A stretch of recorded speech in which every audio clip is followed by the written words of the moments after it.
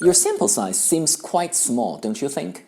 If you hear that sentence during your thesis defense, your heart rate will probably increase immediately. Many students think at that moment, oh, I'm exposed, I'm screwed. The examiner saw that I did not reach the sample size indicated in the thesis guideline. But here's the good news. In most cases, the examiner is not attacking the number itself. They are testing your sampling logic. So today, I will give you 8 smart and effective ways to defend your sample size, even if it is small. And by the way, in a thesis defense, I would never say that my sample size is small. I'd only say it's moderate. All right, let's get into it. First, argue depth versus generalizability. One of the most common critiques is on generalizability. Examiners might say something like this: given your small sample size, how can your key findings and conclusions be generalizable? A strong response could be something like this: you're right that the sample size may limit statistical generalizability. However, this study was descriptive and it was focused on this particular organization. That's why I would argue that the key findings and conclusions from this study are highly relevant and meaningful for this company and similar organizational contexts. The goal here was not broad generalizability, to be frank. Or, if my research was qualitative, given my exploratory qualitative research design, the objective was to generate rich, in-depth, previously unknown perspectives and insights, rather than producing broad generalizability. My sample size, while could be considered relatively moderate, did enable me to reach saturation in the data collection process, and given the expertise level of the participants and the length and depth of the interviews, I would argue that the data set provides sufficiently robust and meaningful insights to address the research question. You see, the important thing here is that I don't deny my sample size could be considered moderate. I don't deny that that may be a potential limitation. I acknowledge the potential limitation and reframe it in terms of research design and purpose. And given the alignment with my research design and purpose, my sample size, even though indeed relatively moderate, is still justifiable. Second, argue population size. Sometimes the issue isn't the sample, it is how we define our research population. So if the examiner goes, only 71 surveys? Your sample size is small. I could argue, for this study, the research population consisted of 85 eligible employees within this organization. So with 71 completed responses, this represents approximately 84% of the entire population. I would therefore argue that representativeness within this organizational context is well covered. Notice what we did? We moved from defending the absolute number to arguing proportion of population and representativeness. Number 3, the homogeneity argument. This argument is not about how big the population is, it is about what the population is like. Is it homogeneous or is it diverse? So the examiner goes, your sample size is quite small, isn't it? I could then argue the research population of my study is actually quite homogeneous in terms of education background, professional role, organizational context, and working environment. Because variability between participants is limited, the risk of large subgroup difference is relatively low. Therefore, a moderate sample size is sufficient to capture the core patterns within this population. Here again, I don't deny that my sample size may be considered moderate. I put forth the argument that the population structure and characteristics reduce the potential problem associated with a moderate sample size. Number 4, the research design argument. This is subtle but important. Not all types of research designs require the same kind of sample size. So if your examiner goes, your sample size seems a little small for you to draw conclusions, isn't it? I could respond by saying, my thesis was designed as a descriptive study rather than causal. The primary research objective was to identify patterns and tendencies based on the respondents' self-reports, not to establish definitive and complex causal relationships. And therefore, I would argue that the sample size was quite well aligned with the descriptive nature of my study. Here again, we shift from defending the absolute number to arguing alignment between the sample size and the descriptive research design. Number 5, analytical threshold argument.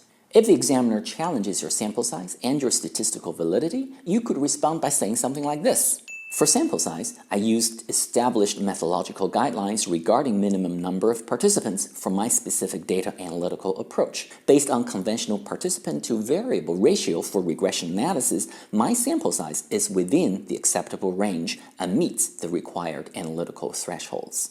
Here, I am not arguing that my sample size is actually very big or needs to be very big. I'm saying that my sample size satisfies the established methodological and analytical standards. And by the way, if you are using this argument, make sure you can cite the source that you are referring to. I talked about this in my earlier videos. Always know the article name, author name, and year of publication, especially author name and year of publication, because that is the way boring researchers talk. Number 6, the feasibility argument. Here, don't say, oh, I tried my best and this was all that I could get. Instead, present a serious feasibility argument in a research manner by highlighting genuine practical constraints. I could say something like this. This research was conducted within significant practical constraints. The topic was politically sensitive, participation was fully voluntary, and access to respondents depended on organizational and managerial support. These feasibility challenges were identified and explicitly discussed during the proposal stage, and my research design, including the sampling aspects, were developed accordingly. Given the sensitivity of the topic and the ethical requirements of voluntary participation and organizational approval, a more moderate but methodologically and ethically sound sample was considered proper and acceptable in this context. I might also add that these aspects were clarified in the thesis proposal, which was approved. So here, I don't formulate this argument purely as an excuse. I want to show realism by highlighting the genuine practical constraints that I had to work with as the researcher, and by highlighting what was discussed, presented, and approved in the proposal stage, I add an extra layer of credibility to justify the sample size. Number 7, statistical argument based on power, effect size, and model complexity, etc.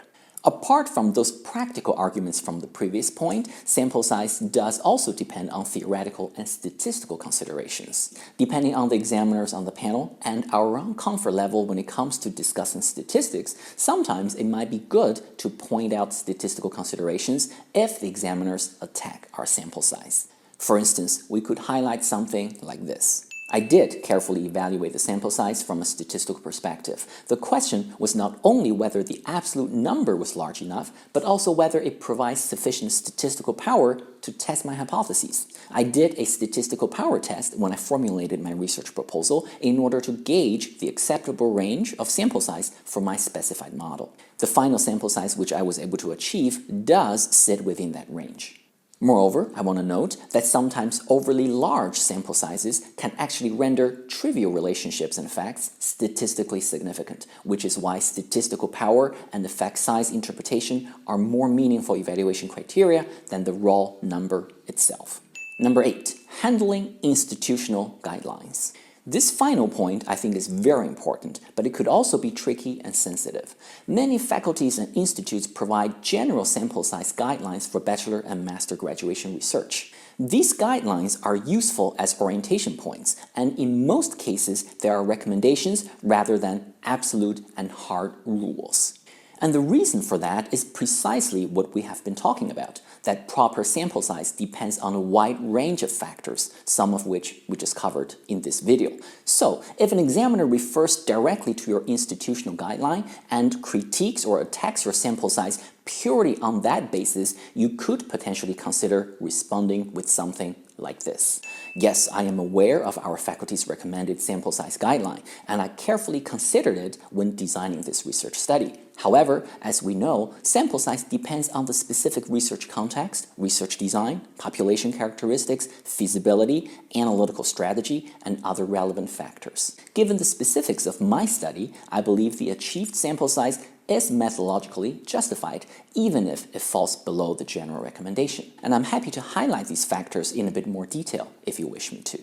Something like that. It's respectful, it shows awareness, and it does not dismiss the guideline.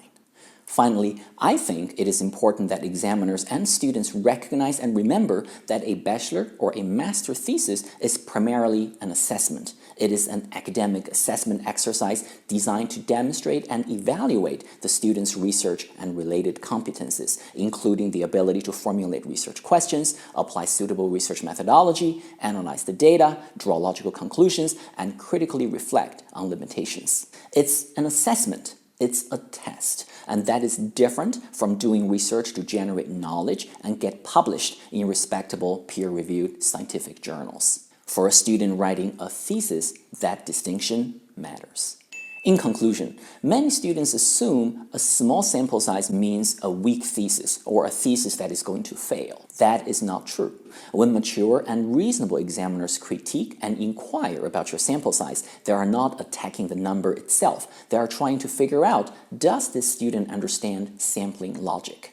A calm, structured defense of your sample size can actually make you appear stronger and more competent than a student who simply says, well, I tried my best and this was all that I could get. Instead of defending the absolute number itself, focus on defending alignment. Show how your sample size is justified in relationship to your research questions, methodological choices, population characteristics, number of variables and model complexity, expected effect sizes, sampling method, and analytical approach. When these elements are logically aligned, the sample size becomes methodologically justifiable. So, what do you think about sample sizes? What was the sample size for your thesis? And what effective arguments and strategies do you have to motivate and justify your sample size? As always, I invite you to leave your thoughts and comments down below. Thanks for watching this Ranywayz random video. Please like and subscribe, and I'll see you next time.